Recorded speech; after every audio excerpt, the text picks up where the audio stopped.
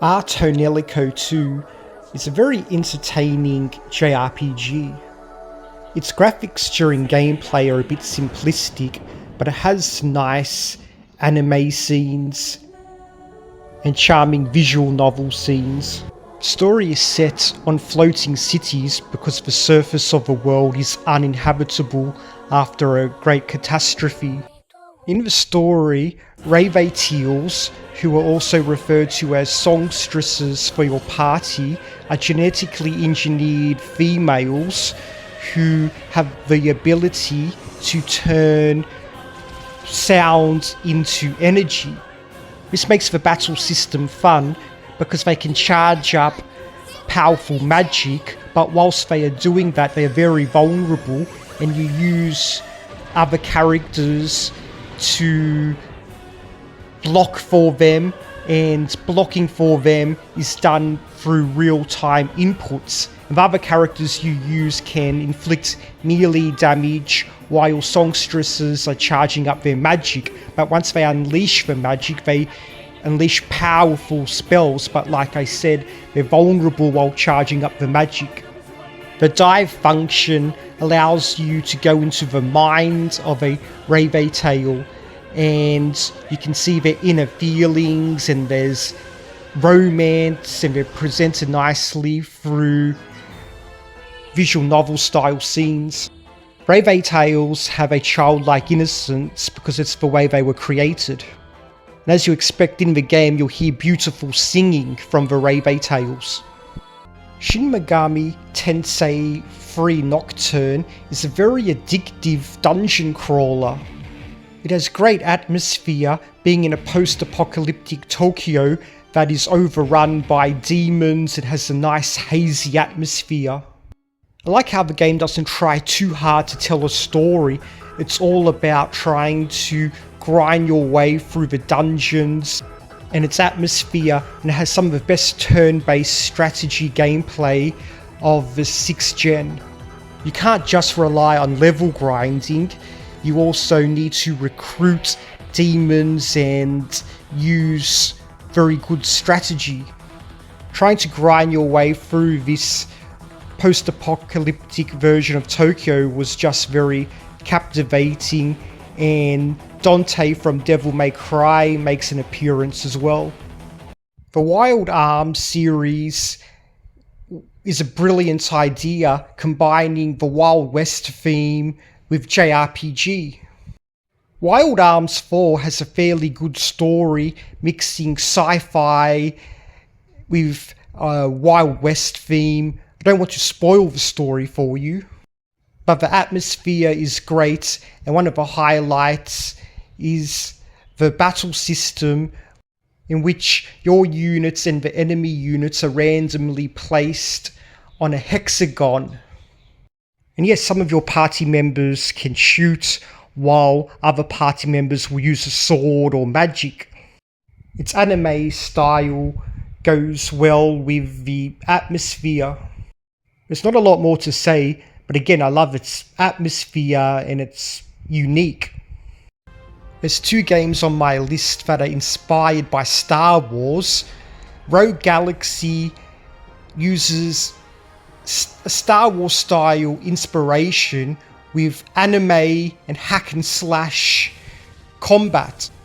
The story is very basic. You're caught in between a war between a federation and an empire.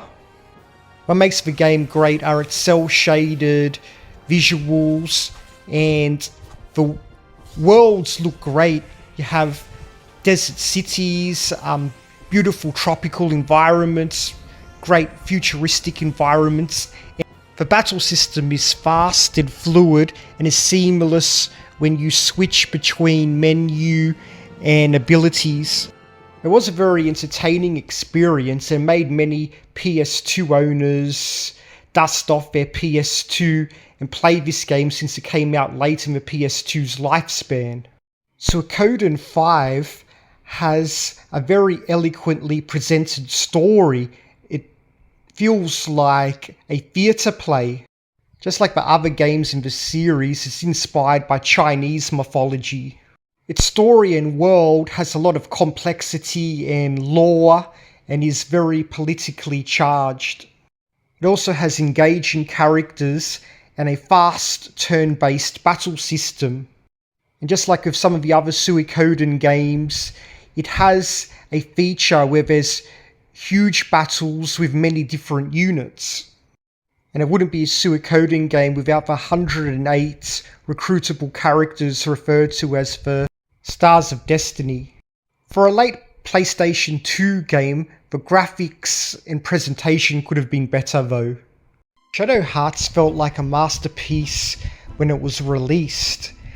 It went for a gothic setting and provided a great atmosphere with turn-based battles that have real-time inputs, an emotional story, and a great character transformation system where your main character can transform into the demons he's defeated. Like I said, the story is emotional and will make you want to play its sequel, Shadow Hearts Covenant, and its atmosphere will really captivate you, especially for the story scenes. Suikoden 3 is one of my favourite games from the PS2. Its story is shown from the perspective of 3 different characters, and the story will teach you not to prejudge people. Its world is filled with diverse towns and villages and cultures. Its turn-based system has a good amount of unpredictability of what can happen in battle. There's also the giant war-themed battles. And of course there's the 108 Stars of Destiny to recruit. Shadow Hearts Covenant follows the first game.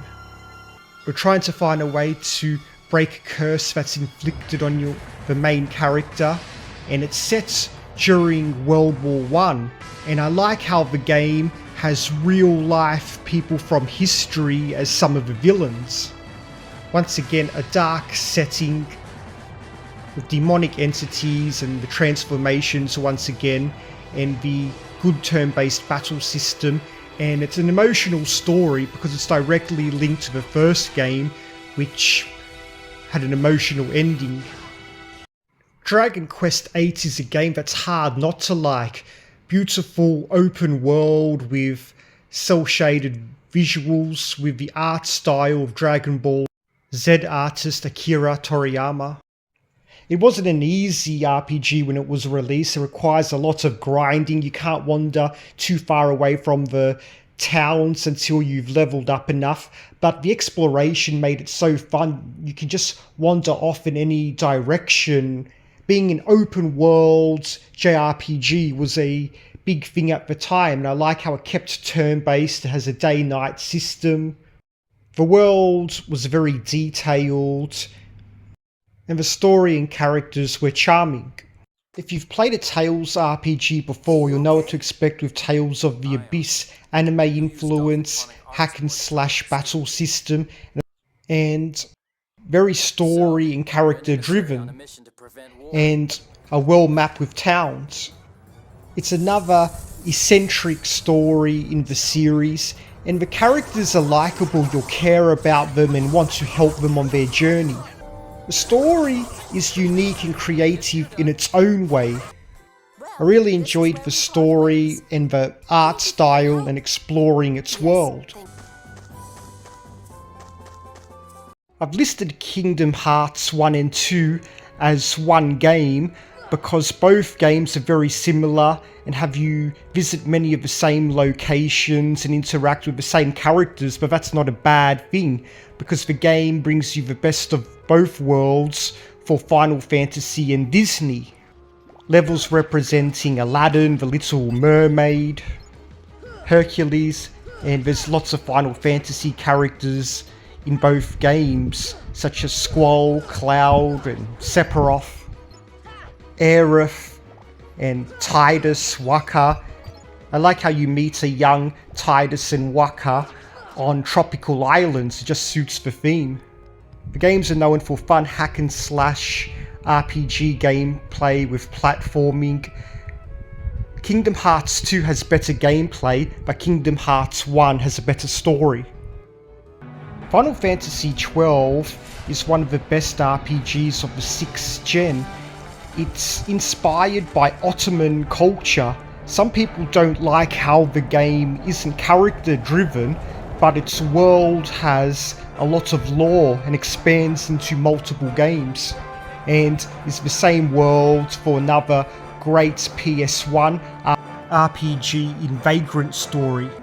So this is the second Star Wars inspired game on this list, except Final Fantasy XII goes for more realistic style visuals and a more serious, darker style of storytelling. The environments are more open compared to other Final Fantasy games released before it, and the Gambit system meant it was like a faster version of turn-based strategy that was set to autoplay. The story for the game is fairly complex and epic. The story presentation and environments look great, and the battle system is fun and fluid. Again, it's not a character-driven story, so you won't find as much emotion in Final Fantasy XII as in other Final Fantasy games. Persona 3 gave us a JRPG with a life simulator and dating simulator all in one. You need to plan out your day because you have a limited amount of time, and you try to make friends, go on dates, have a girlfriend. You can have more than one girlfriend. You have to explore a dungeon and level grind. In the story, it's a very dark story. A time between after midnight and the next day is a time called Midnight Hour, and during that time humans become like coffins and demons prowl the world, and you're trying to basically stop the end of the world. The characters are so likeable and are like real people. Some of them are goofy or funny, and they have their own complex issues just like real people have. Forming friendships will help in battle, but if you want to date a girl, you might need to do things to become popular, such as getting a good exam score, which means spending a lot of time studying, which means you can't spend as much time with other characters to make friendships or to level grind, so you really have to manage your time. The anime presentation and J-pop and the darker theme all go well together. Persona 4 takes everything that made Persona 3 great, but this time it's in a rural Japan setting, and it works well. It gives it a more light-hearted, cozy feel, but the story is still dark. There's a murder mystery element, but there's a lot of funny moments in Persona 4, but it's more of the same as what you saw in Persona 3, but the battle system has improved because you can control every party member in battle. I also prefer the cast of characters in Persona 4 more than 3. Yukiko and Reset are amongst some of the most beloved JRPG characters ever.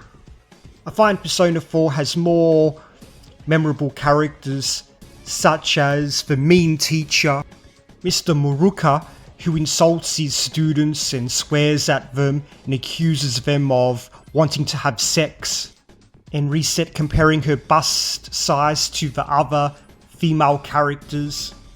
The country setting just makes the mood feel more relaxed. Persona 4 is like comfort food to me. It's a game I can keep coming back to because the characters really grow on you every time, and it's a relaxing experience. Final Fantasy X is not only my favourite PlayStation 2 game, it's my favourite game of all time. Its story is full of emotion, its world is captivating. I've never experienced storytelling so creative elsewhere. Instead of medieval, futuristic, or post-apocalyptic, Final Fantasy X goes for a setting where you are in a world which has beautiful tropical environments that Square said they got the influence from Thailand. The game has a love story with chemistry, time travel, and the dead can interact with the living, and on top of all of this, a giant creature is destroying their world. And I don't want to spoil the story for anyone who hasn't played it yet, but its story has so many things and twists and turns, and everything comes together well. It all gels well together. It isn't just made different just to be different. The characters have interesting paths and play an important part in the story in some way, or at least have something to offer the party. Final Fantasy X also has one of the best turn-based battle systems ever, not just in my opinion, but in the opinion of many other people, because you can beat the game without using the sphere grid, just using strategy and using the summons as party members. The sphere grid allows you a huge amount of character customization, and you can fine-tune your party members. And you can spend tens of hours just playing Blitzball. And the tropical environments of Besaid and Kilika are ones I can keep coming back to. My #1 favourite game of all time.